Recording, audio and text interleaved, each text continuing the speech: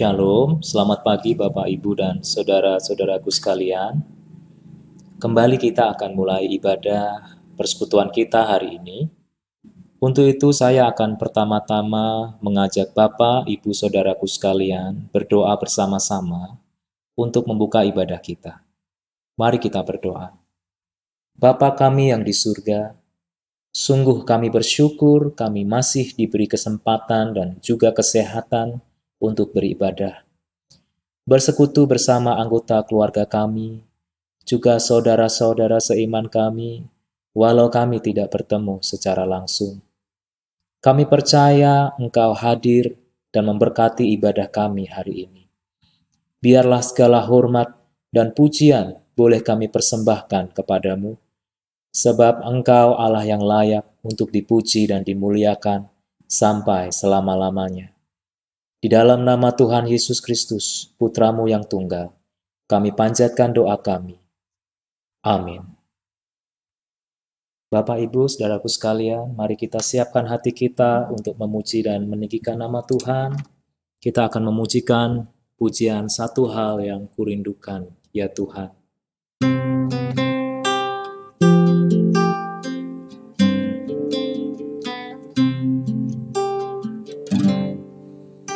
Satu hal yang kurindukan, ya Tuhan, selalu berada di dekat-Mu dengan segenap hati, dengan segenap jiwa, ku menanti di hadirat-Mu. Satu hal yang kurindukan, satu hal yang kurindukan, ya Tuhan, selalu berada di dekat-Mu dengan segenap hati, dengan segenap jiwa, ku menanti di hadirat-Mu. Lebih dalam lagi, lebih dalam lagi, ku rindu Kau Tuhan, lebih dari segala yang ada, lebih dalam lagi, ku cinta Kau Yesus, ku mengasihi-Mu. Satu hal yang kami rindukan, ya Tuhan, selalu berada di dekat-Mu. Mari jemaat Tuhan, sekali lagi kita angkat pujian ini. Satu hal yang kurindukan, ya Tuhan, selalu berada di dekat-Mu dengan segenap hati, dengan segenap jiwa, ku menanti di hadirat-Mu. Lebih dalam lagi, ku rindu Kau Tuhan, lebih dari segala yang ada, lebih dalam lagi, ku cinta Kau Yesus, ku mengasihi-Mu. Lebih dalam lagi, ku rindu Kau Tuhan, lebih dari segala yang ada, lebih dalam lagi, ku cinta Kau Yesus, ku mengasihi Katakan sekali lagi, lebih dalam lagi, lebih dalam lagi. Ku rindu Kau Tuhan, lebih dari segala yang ada.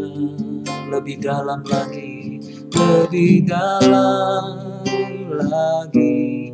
Ku cinta Kau Yesus, ku mengasihimu,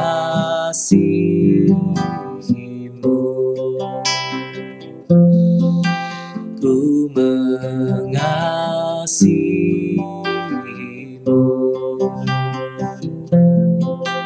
ku mengasihimu.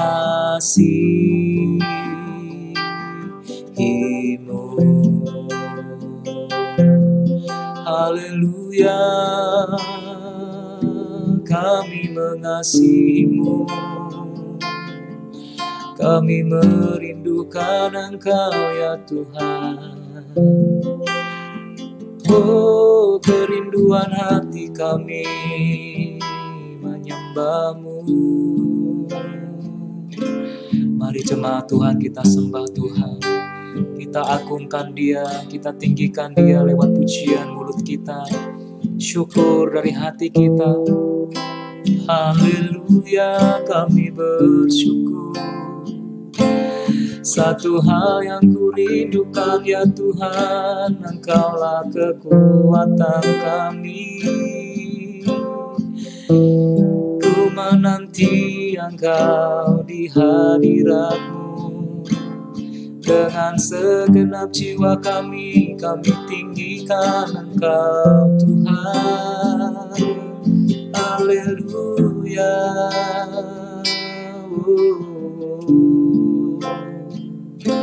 Mari sekali lagi katakan, lebih dalam lagi, lebih dalam lagi. Ku rindu Kau Tuhan, lebih dari segala yang ada. Lebih dalam lagi, ku cinta Kau Yesus, ku mengasihimu,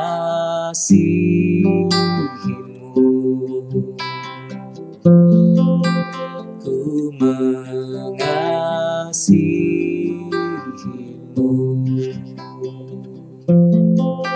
ku mengasihimu.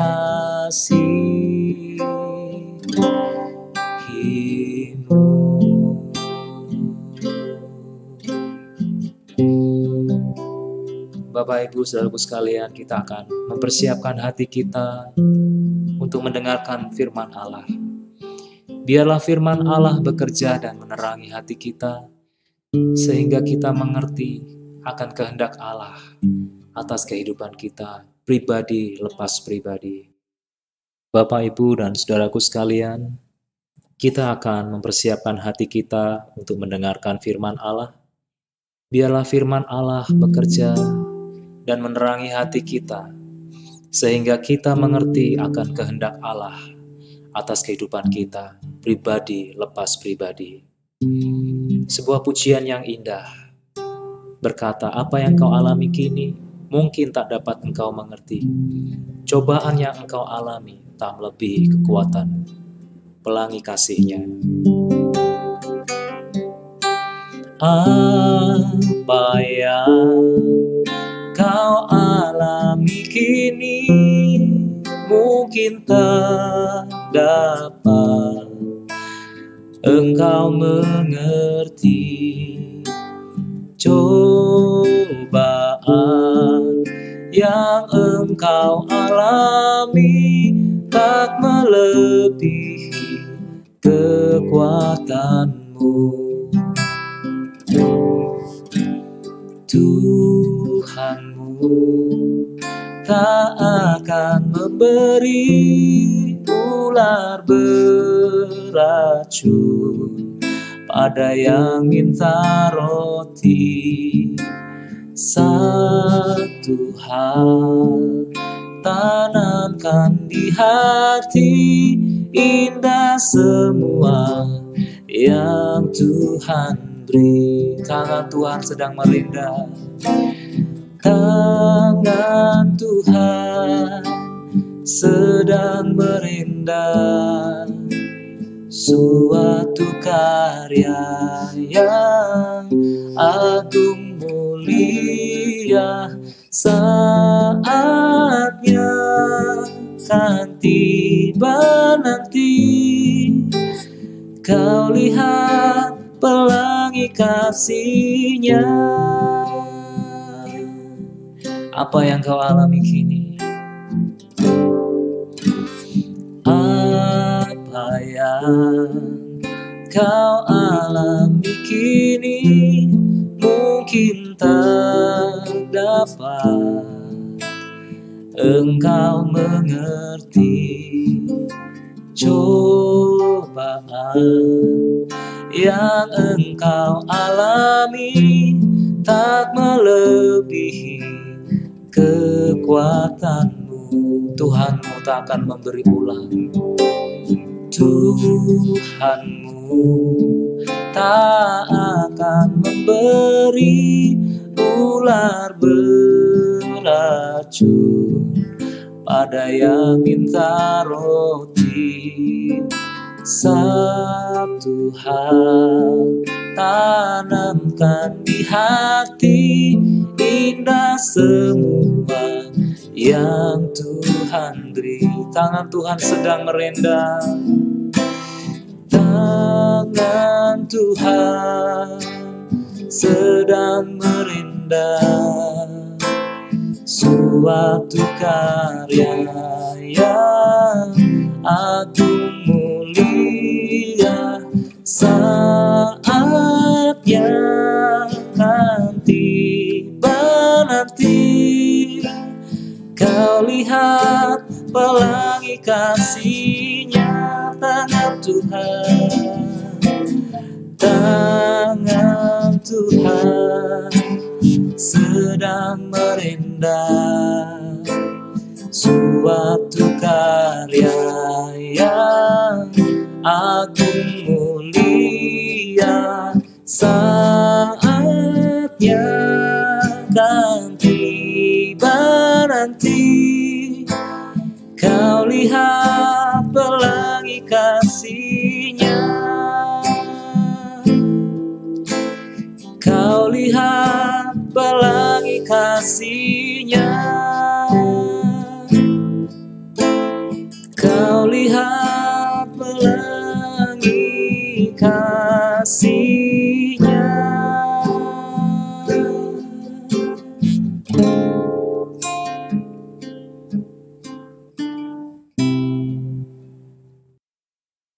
Mari kita sama-sama siapkan hati kita untuk menerima firman Tuhan. Saya mengajak Bapak Ibu semuanya untuk berdoa bersama-sama. Bapa kami yang di surga, kami bersyukur untuk kesempatan di mana kami boleh berkumpul bersama anggota keluarga kami untuk beribadah, memuji dan memuliakan nama-Mu. Sekarang tiba saatnya kami mendengarkan sabda-Mu. Berfirmanlah ya Tuhan, tegurlah kami, nasihati, kuatkan dan hiburkanlah kami oleh kuasa firman-Mu. Pimpin lidah bibir hamba-Mu yang akan menyampaikan firman-Mu. Biarlah apa yang disampaikannya benar-benar keluar dari isi hati-Mu sendiri. Terima kasih Bapa, di dalam nama Tuhan Yesus Kristus kami panjatkan doa kami. Amin. Shalom, selamat pagi semuanya. Salam damai sejahtera bagi kita sekalian. Firman Tuhan dalam ibadah minggu ini 5 April 2020 berjudul Tetap Tegar di Masa Sukar. Alkitab berkata bahwa pada hari-hari terakhir akan datang masa yang sukar atau kesusahan yang besar. Hari-hari terakhir hendak menunjuk pada hari Tuhan atau akhir zaman. Disebutkan di sana Di dalam 2 Timotius pasal 3 mulai ayat 1 sampai 9 dan Matius pasal 24, bahwa masa yang sukar atau kesusahan besar itu akan disertai dengan kemerosotan moral atau kefasikan yang luar biasa mengerikan. Setidaknya ada 20 daftar sifat kefasikan yang mengerikan yang disebutkan di sana. Misalnya, orang akan lebih egois atau mementingkan dirinya sendiri di masa yang sukar itu. Mereka akan cinta uang atau mata duitan, memberontak, tidak tahu berterima kasih atau tidak tahu bersyukur, tidak peduli dengan agama. Terjemahan lain mengatakan tidak peduli dengan perkara rohani. Hal ini masuk akal Bapak Ibu, karena dalam setiap situasi tertentu biasanya memunculkan respon tertentu. Dalam situasi sukar, pusat atau fokus kehidupan manusia memang bisa berubah drastis. Manusia akan lebih fokus memikirkan kepentingannya sendiri atau kondisi perutnya sendiri. Biasanya mereka jadi masa bodoh atau tidak mau tahu dengan kehidupan orang lain. Semua mau cari aman, mau cari selamat masing-masing. Dalam situasi normal, hal tersebut mungkin tidak nampak karena fokus seseorang bisa kepada Tuhan atau kepada orang lain. Tapi dalam kondisi masa sukar atau masa kesusahan besar, biasanya orientasi atau fokus atau pusat hidupnya berubah. Injil Matius menyebutkan bahwa mereka saling menyerahkan saudaranya sendiri untuk ditangkap dan disiksa. Banyak yang akan murtad, nabi palsu akan merajalela, dan masih banyak yang lainnya. Dalam situasi seperti itu dikatakan di sana kasih kebanyakan orang akan menjadi dingin. Matius pasal 24 ayat 12. Dalam masa sukar atau kesusahan besar, harta bisa menjadi tuan. Jadi tidak heran ketika disebutkan di sana mereka akan menjadi hamba uang. Mereka menganggap bahwa kalau banyak harta atau banyak uang, pasti mereka akan selamat dan jauh dari masalah. Misalnya saja dalam situasi sekarang ini Bapak Ibu. Kalau banyak uang, orang berpikir bisa santai di rumah, tidak perlu harus keluar cari uang demi keluarga bisa makan. Di rumah mereka bisa menikmati fasilitas yang bisa diberikan oleh uangnya. Mereka bisa nonton film di rumah, menikmati makan yang enak dan santai. Tetapi mereka yang tidak punya uang, mereka pertaruhan nyawa cari uang di luar sana. Mereka yang punya banyak uang juga bisa cari negara yang aman bila terjadi kerusuhan seperti yang pernah terjadi pada tahun 98 atau peristiwa 98. Dalam masa sukar disebutkan juga di sana bahwa mereka tidak lagi peduli dengan agama. Tadi saya sudah katakan terjemahan lainnya mengatakan mereka tidak peduli dengan perkara rohani. Ini mungkin saja terjadi karena dalam masa sukar seorang cenderung akan menganggap hal-hal rohani atau agama itu omong kosong. Walaupun ada juga yang sebaliknya, di mana pada saat masa sukar atau masa kesusahan besar mereka baru cari Tuhan. Apalagi jika mereka ini sebelumnya sudah diracuni dengan ajaran yang tidak sehat. Ajaran yang memberikan janji-janji palsu bahwa kalau seorang ikut Tuhan atau ikut Yesus, mereka akan dikecualikan dari masyarakat pada umumnya, dari orang-orang pada umumnya. Yang lain boleh saja mengalami sakit penyakit, kena virus, kena bencana, kecelakaan, mengalami resesi ekonomi, kebangkrutan, hutang piutang, dan lain-lain. Tetapi menurut ajaran orang-orang ini atau nabi palsu ini, mereka tidak akan mengalaminya. Orang-orang seperti ini Bapak Ibu biasanya tidak mau sendiri. Dia juga akan mengajak orang-orang lain yang bisa dipengaruhi. Dan itu salah satu sifat iblis. Iblis tahu bahwa kelak mereka akan dihukum Tuhan, dibakar selamanya di api kekal neraka. Mereka tidak mau sendiri. Itu sebabnya mereka bekerja keras, membujuk manusia, menggoda manusia, mempengaruhi agar dapat membawa sebanyak mungkin teman untuk bersama mereka di neraka. Mereka ini disebutkan atau digambarkan seperti Yanes dan Yambres yang terang-terangan memberontak kepada Musa dan menentang kebenaran. Di ayat yang ke-8 dari 2 Timotius pasal yang ketiga. Mungkin mereka ini masih beribadah dan bahkan mungkin masih pelayanan di gereja. Tetapi hanya sekedar formalitas saja. Sejatinya mereka tidak tertarik lagi dengan perkara rohani. Mereka inilah yang biasanya merusak gereja dari dalam dan memalukan nama Kristus. Yang ketiga, jelas di sini bahwa tumbuh suburnya kefasikan adalah indikasi atau petunjuk ambruknya iman atau spiritual mereka.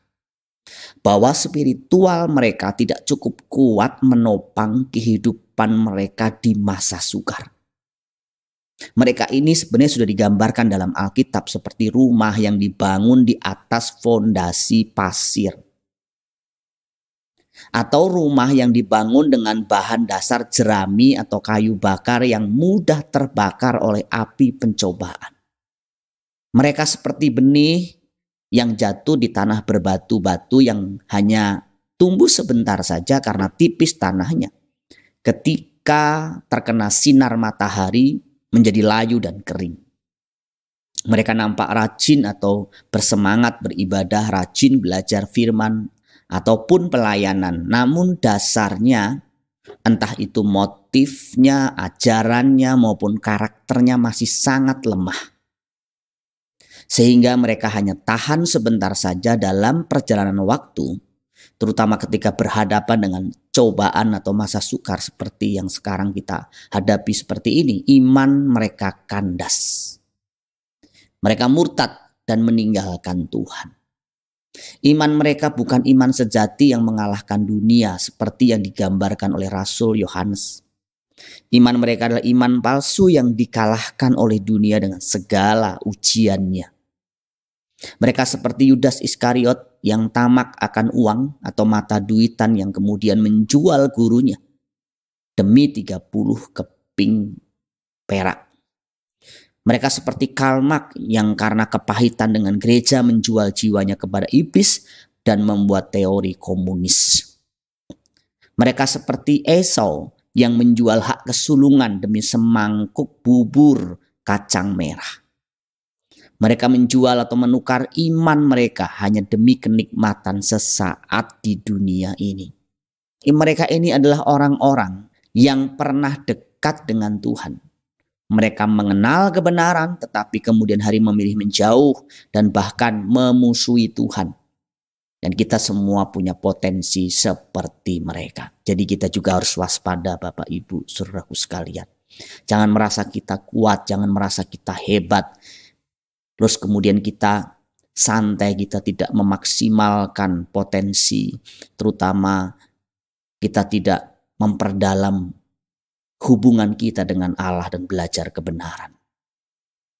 Yang keempat, harus dipahami bahwa janji penyertaan dan pemeliharaan Tuhan di dalam masa sukar atau kesusahan besar bukanlah pengecualian seperti pada kasus bangsa Israel di tanah Goshen.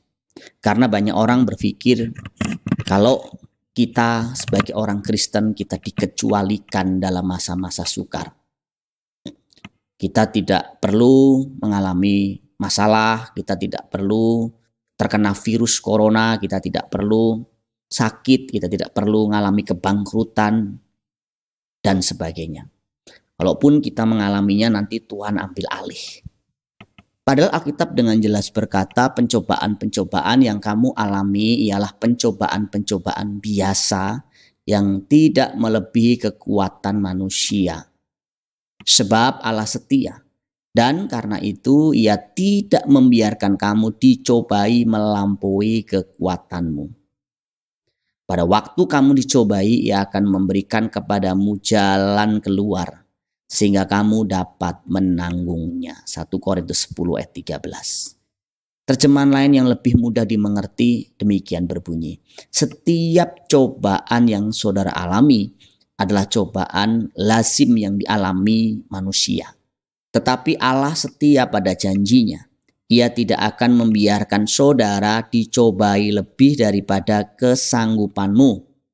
Pada waktu saudara ditimpa oleh cobaan, Ia akan memberikan jalan kepadamu untuk menjadi kuat supaya saudara dapat bertahan. Jadi dari ayat ini jelas bahwa cobaan yang kita alami adalah cobaan yang lazim dialami oleh manusia. Jadi bukan hanya kita saja yang mengalami, semua manusia yang lain mengalaminya. Rasul Petrus juga mengatakan bahwa saudaramu di seluruh dunia menanggung penderitaan yang sama. Jadi Bapak Ibu Saudaraku sekalian, jelas bahwa soal penghidupan jasmani, soal masalah hidup di dunia ini kita sama. Tidak dibedakan atau dikecualikan dengan orang-orang di luar sana. Lalu pertanyaannya apa? Bentuk pemeliharaan dan perlindungan Bapa di surga. Yang pertama tentu adalah penjagaan atas jiwa kita dari penyimpangan atau dosa.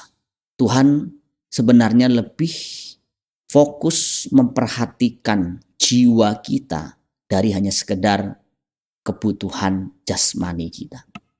Bahkan terkadang Tuhan izinkan penderitaan, kesulitan ekonomi, situasinya tidak berjalan dengan baik supaya menjagai jiwa kita. Karena sudah menjadi kecenderungan manusia dalam situasi serba nyaman, mereka meninggalkan Tuhan. Yang kedua yang dimaksudkan pemeliharaan dan perlindungan Bapa adalah hikmat atau jalan keluar dari setiap masalah.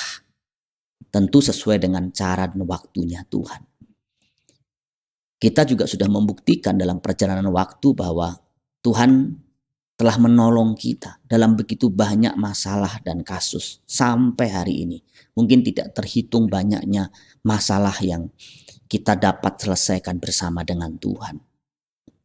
Yang ketiga, bicara mengenai kemampuan menanggung segala sesuatu atau menanggung beban kesukaran hidup. Yang diterjemahkan dengan sebenarnya satu kata, ketekunan. Kata ini memiliki arti sabar di dalam mengatasi situasi atau keadaan yang sukar. Ada dua kata sabar yang disebutkan dalam 1 Korintus 13 ayat 4-7 di sana. Sabar yang pertama di awal disebutkan di ayat yang keempat, kasih itu sabar. Dan kemudian sabar yang kedua di penutup, sabar menanggung segala sesuatu ayat 7. Beda artinya. Kalau sabar yang pertama itu artinya sabar menghadapi orang atau manusia yang jahat yang menjengkelkan kita. Sering Tuhan izinkan kita mengalami situasi seperti itu. Kita ketemu atau berhadapan dengan orang-orang yang betul-betul menjengkelkan kita. Sebenarnya kita punya kemampuan, kita punya otoritas, kita punya daya untuk membalasnya, tetapi kita memilih tidak membalas. Itu sabar dalam arti yang pertama tadi. Jadi yang Tuhan berikan itu bukan pengecualian, di mana kita dihindarkan dari semua masalah dan kesukaran hidup, tetapi ketabahan atau ketekunan menghadapi masa sukar. Ini adalah kemampuan yang khusus yang Allah berikan kepada kita sebagai buah ketergantungan kita kepada Kristus dan kepada kuasa Roh Kudus. Itu sebabnya Yesus pernah berkata, di luar aku kamu tidak bisa berbuat apa-apa. Nah, ketekunan ini adalah kemampuan untuk bertahan menanggung beban atau kesukaran hidup seberat atau seburuk apapun tanpa menjadi kecewa atau marah. Orang yang memiliki sifat ini tetap tegar, bahkan mampu mengubah sesuatu yang nampaknya buruk sekalipun menjadi kebaikan atau bermanfaat bagi perkembangan karakternya. Mereka yang memiliki sifat ini semakin hari semakin kuat, semakin lembut, semakin penuh kasih, semakin peka dengan kebutuhan sesama dan sebagainya. Walaupun dihantam dengan berbagai masalah dan situasi yang sukar. Mereka tidak kecewa, mereka tidak mengeluh, mereka tidak meninggalkan Tuhan, mereka tidak murtad. Yakobus mengatakan bahwa jika seorang menang dalam ujian menghadapi masa sukar atau cobaan, ia akan memiliki sifat tekun atau tabah jenis ini. Nah, kalau sifat ini terus dikembangkan menjadi matang dan menghasilkan karakter atau sifat sempurna. Yakobus 1 ayat 3 dan 4. Jadi tidak ada Bapak Ibu orang yang tiba-tiba ujuk-ujuk jadi dewasa atau sempurna, walau dia banyak belajar tentang teori kesempurnaan. Mengapa? Karena untuk menjadi dewasa, untuk menjadi sempurna di dalam Kristus, kita harus melewati apa yang disebut dengan berbagai ujian dan masa sukar. Dan kita harus lulus, bukan gugur, apalagi hangus terbakar. Ada 4 tokoh teladan dalam Alkitab yang memiliki sifat ini. Yang pertama Paulus, yang kedua Ayub, yang ketiga Yusuf, dan yang keempat Habakuk. Habakuk ini kita akan bahas di kesempatan berikutnya. Kita akan belajar 2 hal penting, 2 hal luar biasa dari Habakuk, iman dan pengharapannya. Nah, dari Paulus kita belajar bagaimana setiap penderitaan dan ujian iman yang dialaminya membuat ia semakin rendah hati dan tetap bergantung kepada Allah sampai akhir hidupnya. Karena orang seperti Paulus itu orang yang hebat. Dia dapat penglihatan, dia bisa menyembuhkan orang dengan mukjizat yang menyertainya yang luar biasa. Dia dipakai Tuhan luar biasa. Dan orang seperti ini Bapak Ibu, potensi untuk sombong, potensi untuk meninggikan diri itu besar sekali. Dan Tuhan izinkan situasi sulit, masa yang sukar, termasuk ketika ada duri dalam dagingnya sebagai sarana untuk membuat dia semakin rendah hati dan tetap pada jalur Tuhan. Kemudian yang kedua adalah Ayub. Siapa yang tidak tahu Ayub dan ceritanya? Berkali-kali saya menyinggung dalam khotbah-khotbah saya. Dia mengalami begitu banyak cobaan hidup, penderitaan yang ekstrim. Tetapi ia tidak menjadi kecewa, dia tidak berbuat dosa, ia tidak marah sama Tuhan. Sebaliknya Ayub justru di akhir perjalanan cobaannya yang berat itu dia mendapat pencerahan rohani. Mata batinnya tercelik dan ia bisa berkata, dahulu aku mendengar tentang engkau dari orang lain, sekarang mataku sendiri yang melihat engkau. Jadi kalau bahasa sekarang, dahulu aku tuh kenal Tuhan itu dari orang, dari pendeta, tapi sekarang lewat berbagai masalah yang ku alami, aku mengenal engkau secara pribadi. Makanya ada lagu lama, aku rindu mengenalmu secara pribadi. Bukan hanya ku kagumi semua karya dan ciptaanmu, tapi tiada ku kenal pribadi, semuanya sia-sia saja. Aku mengenalmu secara pribadi, hingga ku tahu rencanamu. Aku mengenalmu secara pribadi, lewat firman dan Roh Kudus ku kenal. Jadi lewat firman, lewat pimpinan Roh Kudus, lewat segala macam persoalan dan situasi sukar, justru kita bisa mengenal Allah secara pribadi seperti yang Ayub pernah alami. Yang ketiga, Yusuf. Kita juga banyak belajar dari kisah kehidupan Yusuf. Bagaimana ia dijahati oleh saudara-saudaranya. Dia dijual, sebelum dijual dilempar ke sumur kering. Kemudian setelah dia sampai di Mesir dia bekerja. Kemudian dia difitnah oleh majikan perempuannya, istri majikannya, dan dimasukkan ke dalam penjara. Di penjara dia sudah tolong orang, dilupakan begitu saja. Tapi dia tidak pahit, dia nggak marah, dia nggak kecewa. Ketika dia pemberesan dengan saudara-saudaranya, kata-kata yang keluar dari mulutnya adalah kata-kata yang begitu indah. Nah, ini kata-kata yang sudah mampu mengubah sesuatu yang buruk menjadi kebaikan. Disebutkan di sana dalam Kejadian pasal 50 ayat 20, meskipun kamu telah merencanakan kejahatan terhadap aku, tetapi Tuhan Allah telah merencanakannya untuk mendatangkan kebaikan. Semuanya ini terjadi dengan maksud memelihara kehidupan suatu bangsa yang besar. Yusuf tidak berkata saudara-saudaranya jahat dan pantas untuk menerima hukuman, atau dia nyindir atau merendahkan saudaranya. Tidak sama sekali. Yusuf justru melihat hanya sisi positif dari perjalanan masa lalunya yang gelap. Nah, banyak orang Bapak Ibu ketika mengalami masa-masa sukar, kesusahan yang besar, mereka hangus terbakar. Mereka tidak sanggup bertahan. Karakter atau moral mereka jeblok, iman mereka kandas, dan mereka menjadi pahit. Mereka menjadi kecewa, mereka meninggalkan Tuhan. Kalaupun mereka tidak meninggalkan Tuhan, mereka adalah kelompok orang yang di dalam gereja masuk dalam golongan atau barisan sakit hati. Yang muncul dari kata-katanya keluhan, marah, gosip, bukan kata-kata yang positif. Tetapi orang yang sudah diubah seperti Paulus, seperti Ayub, seperti Yusuf, pastilah orang-orang yang tidak akan muncul kata-kata negatif, kata-kata buruk dari mulutnya. Kenapa? Karena dia sudah tahu bahwa memang dulu dia mengalami hal-hal buruk.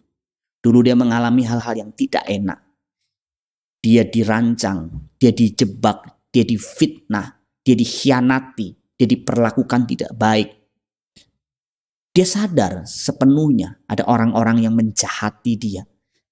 Ada situasi-situasi yang begitu sulit yang bisa membuat dia kecewa dan meninggalkan Tuhan. Bisa menjadi alasan untuk dia berkata Tuhan itu tidak adil, Tuhan itu tidak ada. Tetapi dia tidak memilih jalan itu. Dia memilih jalan berbesar hati, tabah, tegar. Tetapi ini tidak otomatis terjadi Bapak Ibu. Kalau kita membaca baik kisah Paulus, Ayub, Yusuf, ini orang-orang yang cinta Tuhan. Orang-orang saleh. Orang-orang yang takut berbuat dosa. Orang-orang seperti ini dilindungi, dijagai oleh Tuhan. Bukan hanya orang yang ketika menghadapi situasi sukar baru cari Tuhan. Memang sejak mudanya Yusuf sudah cari Tuhan. Yusuf sudah cinta Tuhan. Saya yakin ada peran Yakub di sana. Saya yakin juga bahwa Yusuf punya kesempatan untuk dia bisa membalas saudara-saudaranya. Dia bisa menunjukkan kepada saudara-saudaranya kekuatannya, powernya, bahwa mereka perlu diberi pelajaran. Tetapi tidak dilakukan oleh Yusuf. Bapak Ibu saudaraku sekalian, mari dalam situasi yang sukar, dalam situasi yang sulit seperti ini, kita dekatkan diri kita kepada Tuhan. Kita bangun terus manusia rohani kita. Perbanyak doa, melekat kepada Tuhan dan hidup di dalam kesucian. Karena itulah satu-satunya cara untuk kita akhirnya bisa menang, tegar, mengatasi situasi yang sulit, sesulit apapun. Tapi kalau kita memelihara hati yang kotor, hati yang penuh dengan kekecewaan dan kebencian, dan cara hidup kita yang tidak memuliakan Tuhan, kebiasaan-kebiasaan buruk kita yang terus kita pelihara dari hari ke hari, maka hanya menunggu waktu saja kita akan hanyut, kita akan kandas, dan kita akan menjadi orang yang kalah. Kiranya firman Tuhan yang baru kita dengar ini boleh memberkati kita sekalian. Amin. Mari kita tundukkan kepala dan kita berdoa bersama-sama. Bapa kami yang di surga, terima kasih untuk firman Tuhan yang sudah kami dengar. Biarlah firman-Mu boleh mendapat tempat di hati kami, dan berikan kepada kami kemauan dan kemampuan untuk kami melakukan firman-Mu dengan pertolongan Roh Kudus. Dengan demikian kehidupan kami boleh memuliakan Bapa di surga. Di dalam nama Tuhan Yesus Kristus, kami mengucap syukur, kami berdoa. Amin. Bapak Ibu Saudaraku sekalian, ada beberapa pengumuman dan berhubungan dengan pelayanan kita ke depan. Yang pertama, ibadah minggu depan 12 April adalah perayaan Minggu Paskah atau perayaan kebangkitan Kristus. Ibadah tetap kita lakukan seperti ini melalui live recording seperti ini. Kita mengambil tema sebab dia hidup ada hari esok pada jam yang sama. Hari Jumatnya yaitu 10 April, Jumat ini, kita akan memperingati Minggu Sengsara Kristus atau kita akan mengadakan ibadah Jumat Agung melalui live recording juga dengan tema Via Dolorosa, Jalan Penderitaan. Ibadah ini akan disertai dengan sakramen perjamuan kudus Bapak Ibu. Jemaat dapat mempersiapkan sendiri alat sakramen tersebut yaitu anggur dan roti. Nah, kalau tidak ada anggur bisa penggantinya, misalnya teh, sirup, itu boleh. Kan ini hanya lambang saja dalam situasi kondisi darurat. Roti, kalau misalnya roti tidak ada, bisa menggunakan singkong, biskuit, atau sejenisnya. Sebaiknya dipersiapkan di malam hari sebelum ibadah esok harinya atau dipersiapkan sebelumnya. Supaya pas waktu nanti saya pimpin acara perjamuan kudusnya, saudara tidak buru-buru mencari alat sakramennya, roti atau anggurnya. Yang ketiga, saya sebagai gembala jemaat menghimbau para kepala keluarga, dalam hal ini bapak-bapak, ayah, untuk bisa secara aktif mengarahkan atau menggerakkan anggota keluarganya. Kalau PKS juga sekaligus bisa berfungsi menggerakkan anggota selnya, mengingatkan lewat chat, ibadah, dan sekaligus menjadi teladan. Yang keempat, untuk persembahan dan dukungan pekerjaan Allah dapat ditransfer melalui nomor rekening yang dilampirkan. Karena sebenarnya Bapak Ibu, persembahan adalah bagian yang tak terpisahkan dari liturgi ibadah, sama seperti pujian, doa, dan firman. Seperti yang firman Tuhan katakan dalam Ulangan 16 ayat 16, setiap orang yang datang untuk menemui Tuhan harus membawa persembahan atau tidak boleh dengan tangan kosong. Nomor rekening saya akan lampirkan dalam lampiran bersamaan dengan tata ibadah secara tertulis. Kemudian yang kelima, mari kita terus berdoa bagi bangsa dan negara kita supaya pemerintah diberi hikmat, diberikan kemampuan untuk boleh mengatasi wabah corona ini dengan baik, dan kita mengambil peran juga selain berdoa, misalnya dengan berdonasi, mendukung pemerintah dalam penanganan pasien akibat terpapar COVID-19 ini atau virus corona ini. Nilainya sesuai dengan yang saudara digerakkan oleh Tuhan bagaimana. Itu saja yang perlu saya sampaikan, dan kita akan akhiri ibadah kita hari ini dengan doa penutup dan doa berkat. Bapa kami yang di surga, terima kasih untuk seluruh rangkaian ibadah yang kami boleh lakukan saat ini, dari awal hingga saat ini menjelang akhir ibadah kami. Berkati apa yang sudah kami lakukan, apa yang sudah kami kerjakan dalam ibadah seperti ini. Biarlah semua yang kami lakukan boleh menyukakan hati-Mu. Dan kalau sebentar kami akan kembali beraktivitas melakukan kegiatan kami, kiranya berkat dan anugerah-Mu turun atas kami sekalian. Tuhan memberkati engkau dan melindungi engkau. Tuhan menyinari engkau dengan wajah-Nya dan memberi engkau kasih karunia. Tuhan menghadapkan wajah-Nya kepadamu dan memberi engkau damai sejahtera. Berkat itu datang dari Allah Bapa kita di surga, kasih sayang dari Tuhan Yesus Kristus, serta pimpinan penyertaan Roh Kudus akan memimpin menyertai hidupmu mulai hari ini, pagi ini sampai Maranatha, Tuhan datang kedua kali menjemput kita sekalian dalam awan-awan permai. Sama-sama kita berkata, amin.